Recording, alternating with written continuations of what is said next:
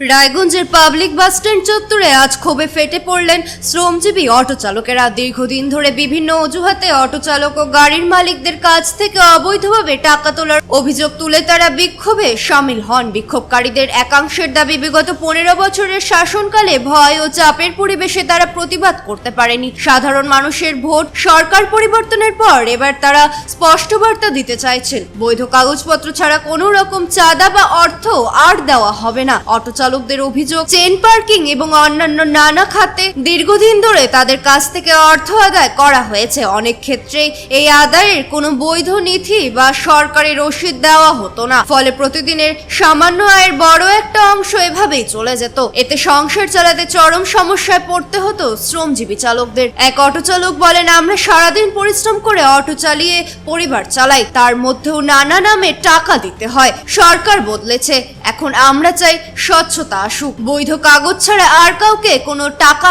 দেব না। অটো চালক সুশঙ্কর চন্দ্র মৈত্র বলেন, দীর্ঘদিন ধরে আমরা অন্যায় সহ্য করছি, প্রতিবাদ করলে নানা রকম চাপ আসতো, এখন সাধারণ মানুষের রায় পরিবর্তন এসছে। আমরা আশা করছি নতুন সরকার শ্রমজীবী মানুষের পাশে দাঁড়াবে। আরেক চালকের বক্তব্য, আমরা শুধু ন্যায্য অধিকার চাই। রাস্তায় গাড়ি চালিয়ে যা রোজগার করি তাদের সংসার চালানোই কঠিন, তার উপর অবৈধভাবে টাকা তোলা চলতে পারে না। অটো চালক ইউনিয়নের সম্পাদক বিজয় কুমার ঘোষ বলেন, করোনা পরিস্থিতির পর থেকে অটো টোটো চলাচল অনেকটাই কমে যায়। ইউনিয়নের পক্ষ থেকে প্রথমে 5 টাকা, পরে 10 টাকা সংগঠনের স্বার্থে এবং চালক খালাসিদের সুবিধা অসুবিধার জন্য সংগ্রহ করা হতো, কিন্তু এর বাইরে কেউ অতিরিক্ত টাকা তুললে আমরা তার প্রতিবাদ করছি। দুর্ভাগ্যজনকভাবে তার সুরাহা হয়নি। এদিকে রায়গঞ্জ পৌরসভার কর্মী বিপ্লব হালদার জানান, পৌরসভার নির্দিষ্ট অনুযায়ী প্রত্যেক গাড়ি থেকে 5 টাকা নেওয়ার কথা ছিল, এর বেশি কেউ যদি নিয়ে থাকে সে বিষয়ে আমার কিছু জানা নেই। বিক্ষোভকারীদের দাবি, নতুন সরকারের আমলে প্রশাসন দ্রুত হস্তক্ষেপ করে এই অনিয়ম বন্ধ করুক এবং শ্রমজীবী অটো চালকদের স্বার্থ রক্ষায় কঠোর পদক্ষেপ গ্রহণ করুক। তাদের বক্তব্য, পরিবর্তনের যে আশায় সাধারণ মানুষ ভোট দিয়েছেন সেই পরিবর্তনের বাস্তব প্রতিফলন এবার দেখা হবে। পৌরসভার কেজুয়াল স্টাফ অটো চালকরা অভিযোগ করছে এদেরকে রসিদ ছাড়া প্রতিদিন টাকা তোলা হচ্ছে। রসিদ ছাড়া স্টুডেন্ট রসিদ দিতাম আগে, আর এখান থেকে রসিদ দিতে দিতে লিখতে লিখতে গাড়ি ভেঙে যায়, পয়সা তুলতে পারি না, তখন রসিদটা লিখে আমি ফেলাই দিই। রসিদটা গাড়ি ভাড়া চলে যায়, ওরাও প্যাসেঞ্জার উঠে যায়, গাড়ি ভরে যায়, রসিদ ভাড়া। তারপরে দাদা ওরাই বলছে রসিদ ফসিদ দিতে হবে না, কিন্তু আমরা রসিদ ডেলি আমরা ছিলি মেনটেন করতেন। আমরা রেগুলার মেনটেন চাই আমাদের রসিদ। এরা কিন্তু বারবার অভিযোগ করছে আমরা এর বিনিময়ে কোনো কাগজ পাই না। ওরা নেয়নি, এখনকার চাচ্ছে, এখনকার দিব। আমরা নতুন সরকার আসছে, আমরা নতুন বলছে আমরা দিব। আর মালিক অফিস থেকে আমিও মালিক অফিসে পয়সা তুলতাম, তো মালিক অফিসের রসিদটা আমাদেরকে দিত না, আমরা পৌরসভার রসিদটা আমরা দিতাম। এই যে টাকাটা তুলছেন, আপনি এই দায়িত্বটা কোথা থেকে পেলেন? আমাকে পৌরসভার থেকে পাঠাই, পৌরসভার থেকে তোলার জন্য। টাকাটা আপনি জমা দিলেন কোথায়? পৌরসভায়। পৌরসভার কোথায়? মানে ক্যাশে জমা করতাম। আপনি রোজ জমা দিতেন? রোজ জমা করতাম। আমাদের হতো এখানে আরো বড় গাড়ি ছোট গাড়ি আছে, তুলে ভিতরে জমা দিতাম, একসাথে টাকাটা জমা। কোন গাড়ির থেকে, কি ধরনের গাড়ির থেকে নিতেন? আমরা নিতাম হচ্ছে আলফা গাড়িতে নিতাম, আর হ্যান্তাবাজার লাইন নিতাম। আরো আছে ওখানটা ভিতরে আরো গাড়ি আছে, ওরা ওখানে আরো দুজন আর একজন আছে। প্রতি গাড়ির থেকে? প্রত্যেক গাড়ির থেকে টাকা নিতেন? আমরা 5 টাকা করে নিতাম, মালিক অফিস 10 টাকা 15 টাকা নিতাম। কিন্তু অনেকেই বলছে যে 50 টাকা থেকে এমনকি 60 টাকাও তোলা হচ্ছে। ওইটা আরেকজন তুলতো, সে নাই বর্তমানে। সে আরেকজন তুলতো, সে নাই। সে কর্মজোড়ার পয়সা তুলতো ওয়েলফেয়ার, সে এখনকার বর্তমানে নাই। সে এই ইলেকশনের পর থেকেও বাদ দিছে। এদের কাছে শুনেন, এদের কাছে শুনে নেন। আমি দুজনে 15 টাকা করে নিতাম। 15 টাকা, 10 টাকা 5 টাকা পৌরসভা দাও, আর 10 টাকা মালিক ইউনিয়নে যেতাম, মালিক অফিসে যেতাম। কোন মালিক অফিস? ওটা সবুজ সংগ্রাম আছে, সবুজ সংগ্রামটা দোতলার উপরে মালিক অফিস আছে, ওখানে ওই টাকাটা জমা করতো মালিক ইউনিয়ন। এখন যারা অটো চালক বা ড্রাইভার তারা দাবি করছে তারা এখন থেকে আর টাকা দেবেন না নতুন সরকার আসার জন্য, এটাতে আপনি কি বলবেন?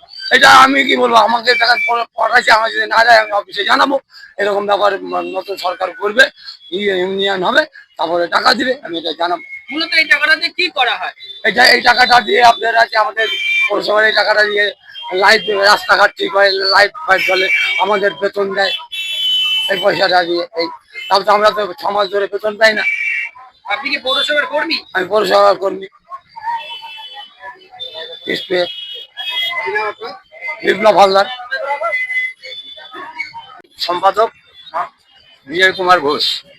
আপনাদের এখানে যারা অটো চালায় তারা একটা অভিযোগ করছে যে দীর্ঘদিন ধরে তাদেরকে টাকা দেওয়া হচ্ছিল বিনা রসিদের বিনিময়ে, তো সেই টাকা কোথাও 30 টাকা 40 টাকা এরকম নেওয়া হচ্ছিল। এখানে আপনারা কি ব্যবস্থা নেবেন? আমরা সংগঠন থেকে 1999 সালের সংগঠন, রেজিস্টার্ড সংগঠন, আমরা রসিদ দিয়েই ট্রেনটা তুলতাম। আগে ছিল 5 টাকা, সেটা কিছুদিন আগে 10 টাকা করা হয়েছে। করার পর সেই পয়সাটা তোলা হতো, রসিদ দিয়ে তোলা হতো। কিন্তু কিছুদিন এই করোনার পর থেকে রসিদ দেওয়া বন্ধ হয়ে যায়, কারণ গাড়ি ঘোড়া ছিল না, তারপর রসিদ দেওয়া বন্ধ হয়ে যায়। এমনি আমাদের চেন স্টাফ যারা আছে তারা এই পয়সাটা তুলে মালিক সংগঠনে জমা দেয়। এখন এর মধ্যে অনেক কিছুই আছে যেটা না বলাই উচিত। বিভিন্ন এর থেকে তোলা হিসাবে টাকা নেওয়া হতো, সেটা আমরাও চাই না যে সেটা নেই। মালিকরা আমরা গাড়ি চালাচ্ছি 10 টাকা করে, যেটা আমাদের প্রপার জায়গায় যায় সেটা আমরা দিতে রাজি আছি, কোনো অসুবিধা নেই। আমরা এর পরবর্তীতে আবার রসিদ চালু করবো মালিক সংগঠন থেকে। 10 টাকার রসিদ দিয়ে প্রত্যেক গাড়ির থেকে আমাদের যেগুলো কমার্শিয়াল গাড়ি তার থেকে টাকা দেয়। এই 10 টাকাটা কি সংগঠন চালানোর জন্য? সংগঠন চালানোর জন্য, সংগঠনের যে স্টাফ আছে তাদের বেতন দেওয়ার জন্য এই 10 টাকা করে নেওয়া।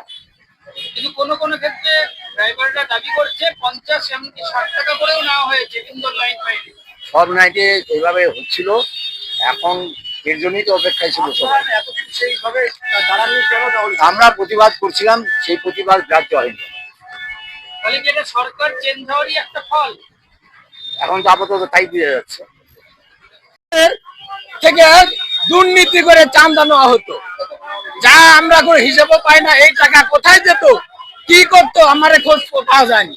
কিন্তু এখন রাজ্য সরকার চেঞ্জ হয়েছে, এখন আমরা স্বচ্ছ স্লিপ ছাড়া আমরা আর কোনো একটা টাকাও দেব না। কারা নিত? কারা? এই মানে বাস স্ট্যান্ডের গুন্ডা বাহিনী, হ্যাঁ, যারা আগে চাঁদাবাজি করে চলতো, তৃণমূলের গুন্ডা বাহিনী। কোনভাবে টাকাটা দিতে লাগতো? আমাদের দিতে লাগবে সারাদিন যে আমরা আলফা গাড়ি চালাতাম, সেই চাঁদা এর থেকে টাকা দিতে লাগবে। আমাদের কাছ থেকে 30 টাকা 27 টাকা যার কাছে যা পাতো নিত, প্রতিদিন নিত। এতদিন কিছু বলেননি? আমরা ভয়ে ছিলাম, কাকে বলবো, ভয়ে আমাদের গাড়ি বন্ধ করে দিবে, কথা বললে রোডে গাড়ি চলবে না। আমাদের গাড়ি লাইসেন্স চলতে দিবে না এই গাড়ি। এখন পরিবর্তন হয়েছে, আমরা কাকার ভয় পাই। আমাদেরকে কি জন্য করছে? এখন স্বচ্ছ স্লিপ ছাড়া, জমি ইউনিয়নের স্লিপ, গাড়ির মালিকের স্লিপ, এই স্লিপ হাতে নিয়ে তবেই আমরা এই চাঁদা দিব, চেন দিব। বাস মিনিবাস অ্যাসোসিয়েশন তো এই বিষয়ে অভিযোগ জানাতে বলেছে, আপনারা কি জানাবেন ওখানে? অবশ্যই আমাদের সহপাঠী নিয়ে সঙ্গে নিয়ে আলোচনা সাপেক্ষে আমরা চালাবো। আমি এখন কিছু বলতে পারছি না, কিন্তু জানাতে লাগবে। রায়গঞ্জ থেকে রামকৃষ্ণ দাসের রিপোর্ট, ক্লিক নিউজ।